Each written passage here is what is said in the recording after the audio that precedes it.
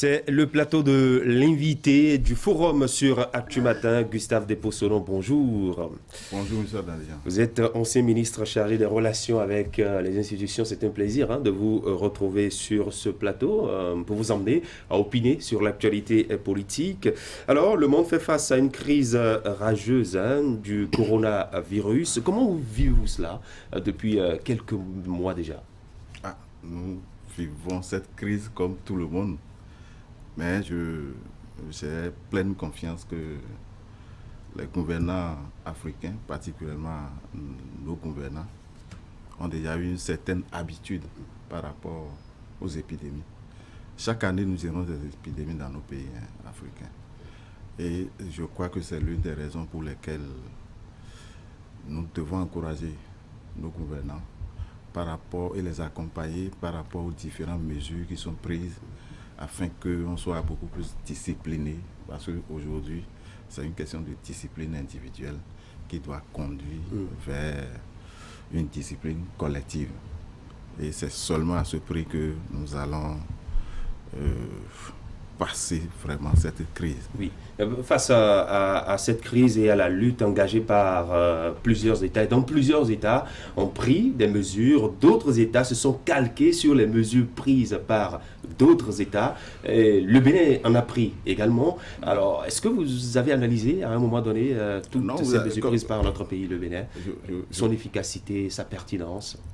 Non, je crois que moi je l'avais dit depuis un moment, bien avant même... avant l'entrée en vigueur des différentes mesures, pour dire que cette crise sanitaire, chacun doit pouvoir contextualiser et prendre des mesures de façon progressive par rapport à nos réalités socio-économiques. Parce qu'un confinement, c'est-à-dire que décréter de façon systématique les mêmes mesures partout, ce ne serait pas efficace. Et vous avez compris, parce que généralement, lorsqu'il y a une épidémie, il faut rapidement identifier la chaîne de contamination. Et sur cette chaîne de contamination qu'on arrive à rapidement briser. Et le gouvernement béninois a identifié, dans un premier temps, avait compté plutôt sur notre discipline, autodiscipline, l'auto-isolement, ouais. En se disant, bon, auto-isolement, auto-confinement, si vous sentez que vous revenez d'un pays où la pandémie sévit, prenez vos dispositions et faites l'auto-isolement. Et vous avez compris que ça n'avait pas marché. Est-ce qu'on peut supposer qu'à ce niveau-là, il y a eu un relâchement, il y a eu un laisser-aller? Non, ce n'est pas laisser-aller. Ce n'est pas laisser-aller. C'est-à-dire que la situation actuelle, c'est-à-dire il faut aller de façon progressive. Vous avez constaté que quand le gouvernement a pris cette mesure et s'est rendu compte que nous avons beaucoup plus besoin qu'on nous force à respecter les lois, on a décidé de façon systématique la mise en quarantaine de tous ceux qui vont revenir de l'extérieur. Et moi, j'avais souhaité qu'on aille au-delà pour que la population accompagne. Nous savons que quand les gens viennent de l'extérieur, ils sont dans une famille. Et puis, je le dis, pourquoi? Parce qu'il y en a qui ne prennent pas des frontières. Ouais.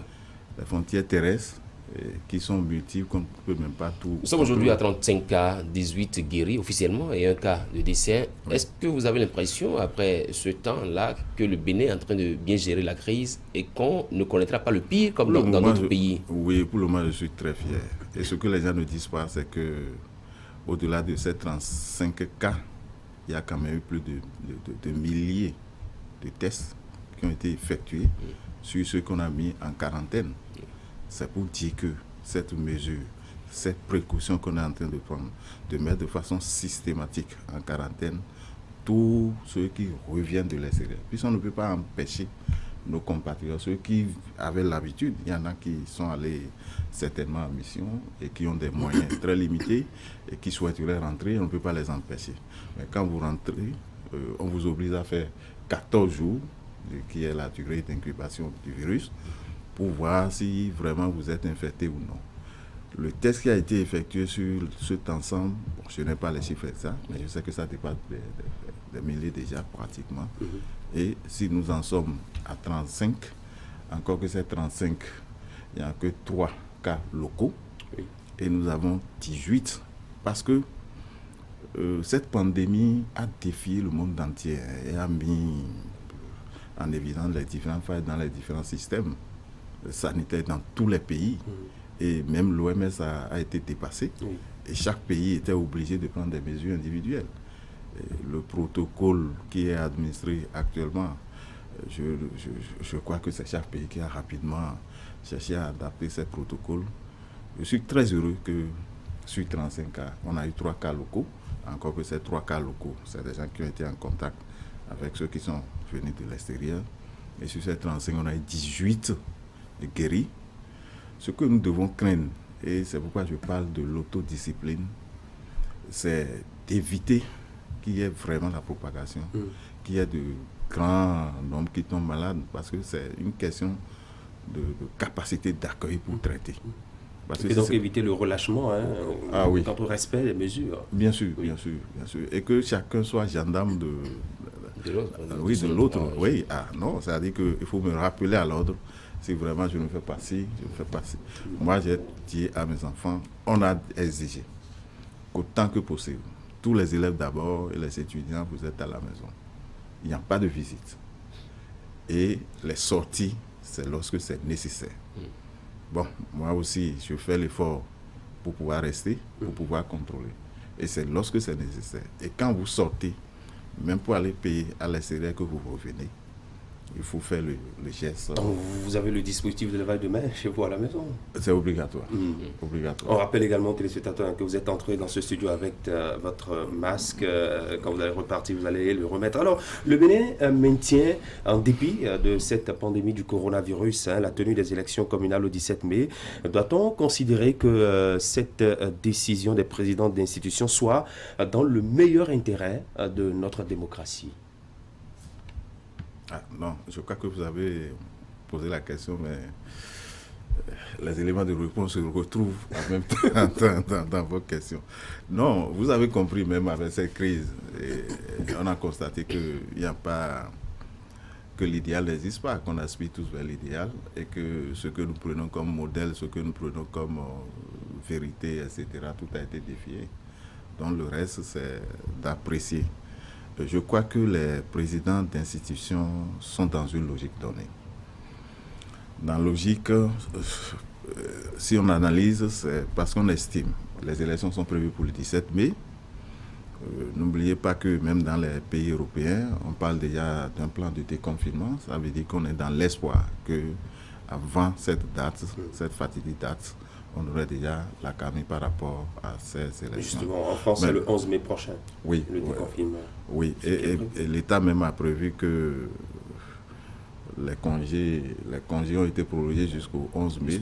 Ça suppose que si l'État a estimé qu'on peut aller jusqu'à 11 mai, c'est qu'à partir de 12 mai, on pouvait reprendre... Le 10 mai, c'est le 10 mai, c'est le 11 mai. Ok, ça veut dire qu'on pouvait reprendre les cours. Si on pouvait reprendre les cours, et l'autre aspect également, vous allez constater que dans nos pays, à part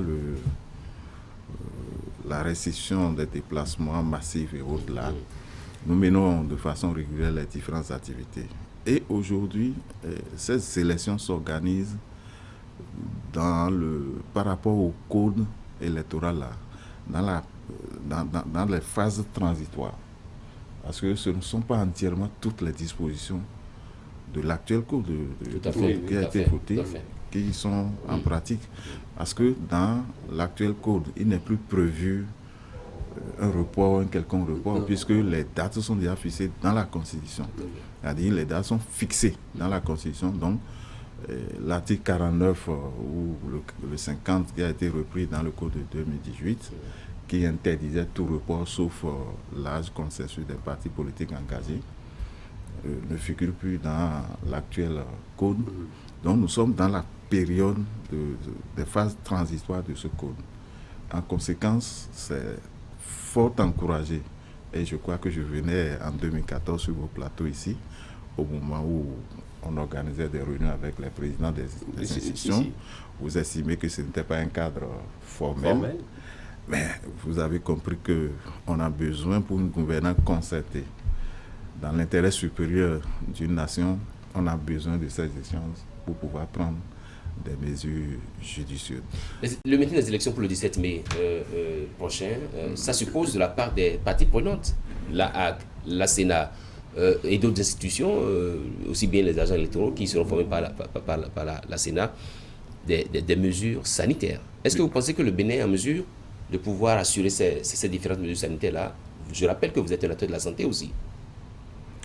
Oui, je suis un cadre du ministère de la Santé et je crois que trop de médecins au chevet d'un malade tuent le malade.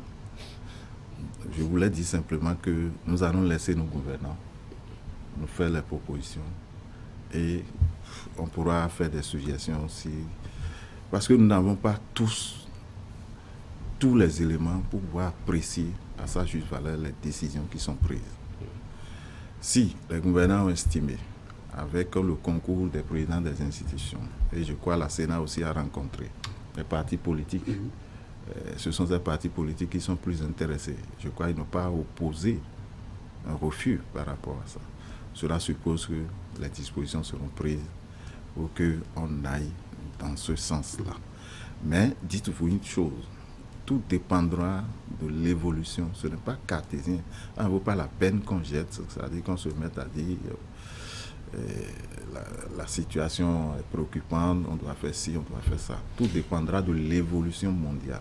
Il y a deux défis pour les prochaines communales, c'est le taux de participation et c'est les mesures sanitaires. Est-ce que vous confirmez cela? Le taux de participation et les mesures sanitaires. De toute façon, je vous ai déjà dit, le coronavirus a déjà défié tout.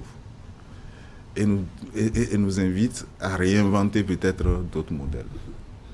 Moi, quand j'ai vu les différentes mesures qui ont été prises par rapport à ces élections, si ça devrait se tenir, on est encore, tout le monde, même le gouvernement, même tout le monde, on est toujours encore dans des hypothèses. C'est parce qu'on se dit que ça devrait se tenir dans, effectivement, le 17, il faut prendre telle mesure. Je me suis dit, vous savez, tous les week-ends, par exemple, nous qui sommes à Cotonou, on est contraint d'aller au village pour participer. J'ai l'habitude de dire que nous perturbons peut-être la décentralisation locale parce que vous êtes à Cotonou, mais vous voulez être candidat peut-être chez vous à 200 km, à 300 km. Je dis on perturbe, on devrait faire la promotion de ceux qui sont là et ceux qui sont sur place et qui vivent. C'est un faux problème parce qu'aujourd'hui, dans chaque zone, on a la zone du cordon sanitaire, on ne nous a pas empêché de circuler. On a également la zone hors cordon sanitaire, on n'empêche pas. Nos parents qui sont au village, on n'a pas dit de ne pas se rendre visite. Et on a dit pas plus de 10 personnes. Et vous ne savez pas, c'est pour dire que, étant donné que c'est des élections locales et de proximité, d'une manière ou d'une autre, les gens font la campagne à leur manière. C'est vrai, on a refusé. Et ça devrait nous amener peut-être à inventer d'autres modèles. C'est-à-dire, on a refusé les meetings, les attroupements. Est-ce qu'on peut craindre de la part des formations politiques qu'elles n'observent pas ces mesures-là, à savoir éviter les attroupements, étant donné que nous connaissons au Bénin, est-ce qu'on peut craindre que les formations politiques puissent contourner ces... Non, si c'est ça, comme je l'ai dit tout à l'heure, que chacun soit gendarme de chacun, on va inviter tout simplement les gouvernants à mettre à disposition les forces de l'ordre. Parce que même le cordon sanitaire, quand c'est placé à Envie, il y a des gens qui quittent toujours Boycon pour venir à Cotonou. J'ai posé la question, mais comment vous vous débrouillez? On dit non. Vous prenez un véhicule, vous arrêtez à Alada, et puis c'est les motos qui vous prennent par des voies détournées, vous retrouvez à Ouégo, et puis vous reprenez encore Tassi. Je dis, mais ça, quand est-ce qu'on sera vraiment discipliné? On dit c'est la mort qui arrive. Et c'est l'invisible même. Si c'est une guerre visible, on voit l'ennemi. Ici, maintenant, c'est une guerre, mais l'ennemi est invisible. Et on dit, voilà comment il faut faire, mais on contourne. Je crois que c'est pareil aussi à Ouida, un peu partout. Et c'est ce qui a contraint le gouvernement à élargir un peu le cordon pour pouvoir resserrer un peu les frontières. Donc, c'est pour dire que si on refuse, ce n'est pas une fin, les élections, ce n'est pas une fin de faire nécessairement. Le reste, là, on pourra même économiser. Hein. L'actualité, c'est lié à cette rencontre des partis politiques et puis la A qui a des formations politiques. Je pense que oui, la campagne, quoi qu'étant, médiatique essentiellement, qu'il faut laisser libre, enfin, il faut donner un accès équitable aux forces politiques. Non, je crois que c'est tout à fait normal qu'il faut donner un accès équitable aux formations politiques. Mais si nous avons des médias privés et au-delà, il faut permettre aux médias privés de vivre. Ça suppose que tous les partis politiques doivent avoir les mêmes antennes un peu partout, mais ils pourront compléter. Mais aujourd'hui, nous avons aussi d'autres dispositifs. Vous savez, dès qu'un événement sort par les réseaux sociaux, ça là, on ne peut même pas empêcher. Ah oui, c'est pourquoi il dit qu'on pourrait réinventer d'autres formes de faire la campagne. Et ces moyens qu'on a l'habitude de gaspiller lors des meetings géants qui ne donnent même pas grand-chose, la population exige le porte-à-porte qui a une forme d'escroquerie entre griffes, puisque ça n'existe dans aucun document, et ça n'apporte même pas grand-chose. Je crois qu'on pourra utiliser ces sous pour construire, pour faire des œuvres à grande échelle au profit de la population. C'est-à-dire, si je dois utiliser par exemple 10 millions pour faire un meeting, je prends ces 10 millions, je crois que ça fait 5 forages ou bien... Mais il y a beaucoup de choses qui entrent en jeu quand il s'agit d'un meeting. Il faut louer l'espace, il faut payer il faut payer ça. Bon. En fait, c'est dans tous les cas, l'idéal n'existe pas dans ce monde. Et comme je l'ai dit, trop de médecins au chevet d'un malade tuent le malade. On vous a pas entendu vous prononcer sur le nombre de partis politiques qui ont été finalement retenus pour aller à ces communales-là. Quelle est votre appréciation globale sur le processus électoral, le déroulement par la Sénat jusque-là? Non, c'est l'occasion pour que nous soyons vraiment rigoureux par rapport au militantisme. C'est un défaut de militantisme qui fait qu'on a ces petits couacs au moment des dépôts de candidature. Sinon, véritablement, il a été difficile pour les gens de composer une liste de 83 sur toute l'étendue. Maintenant, c'est étendu à 3630. Oui. Ça complique. Imaginez les élections locales où c'est des milliers de candidatures. Donc, c'est l'occasion pour nous que nous puissions aller vers le militantisme et fidéliser nos militants. Vous êtes candidat non, non, je ne suis pas candidat. Et pourquoi ce choix? Et pourquoi d'ailleurs le choix de ce silence? Depuis un bout de temps, on ne vous entend plus. Non, je ne suis pas... J'ai participé au choix des candidats, j'ai donné les conseils qu'il faut. Je suis très actif. Si vous ne m'avez pas invité, je ne suis pas journaliste, je ne peux pas me présenter. Je ne peux pas avoir comme résident à Cotonou et dire qu'il faut être candidat, je crois, chez moi. Non, ça n'a pas de sens. J'ai d'autres frères, j'ai d'autres connaissances à promouvoir et je suis fier que, à distance, si j'ai besoin de certaines choses, que je puisse les appeler et que quand je rentre en week-end, on puisse les retrouver. Je cherche beaucoup plus à promouvoir les valeurs locales. Les valeurs locales. C'est pourquoi je dis, nous qui sommes à Cotonou, petits fonctionnaires, nous perturbons la décentralisation. D'accord, vous avez fait le choix de ne pas perturber, mais plutôt d'accompagner ceux-là qui sont sur place et qui ont envie d'évoluer. Merci beaucoup, Monsieur Gustave Despossolons, ancien ministre chargé des relations avec les institutions. Ça fait plaisir de vous recevoir dans cette émission. Non, c'est un plaisir partagé. On ne l'a pas également entendu sur les 4 ans, petit bilan, peut-être en quelques mots, sur les 4 ans de Patrice Talon. Non, sur les 4 ans, vous-même, vous avez compris, et je crois que vous m'avez reçu ici, j'ai dit, donnons le temps, et que je suis convaincu que le président Talon est un président, il est méthodique déjà. Il n'a pas cherché à nous contenter pour dire, je vais embrasser beaucoup. Il s'attaque peu. Et il n'a plus non plus cherché à se dire, je veux avoir la popularité, parce que si vous voulez avoir la popularité, vous pouvez faire un peu de saupoudrage. Et c'est pour ça qu'il s'est contenté du minimum. Et je suis très heureux qu'il a attaqué, parce que le développement d'un pays se mesure à travers les différentes infrastructures comme les routes, l'électricité, la communication et l'eau. Et comme il s'est attaqué à ces services sociaux à la base, c'est le plus important. J'ai l'habitude toujours de dire, quand moi je vais dans mon village, les gens ne me réclament que 2 choses. Nous voulons l'électricité comme vous, parce que tout le monde a les portables, il faut pouvoir les charger. Et nous voulons de l'eau, et puis c'est terminé. Est-ce que vous comprenez votre collègue, je dis collègue parce que vous êtes du même bloc républicain, Oussou Guédé, quand il dit, quand nous élisons un président, nous devons patienter, lui faire confiance? Mais c'est pour ça que j'ai accompagné, sinon, et ça a été une surprise pour beaucoup.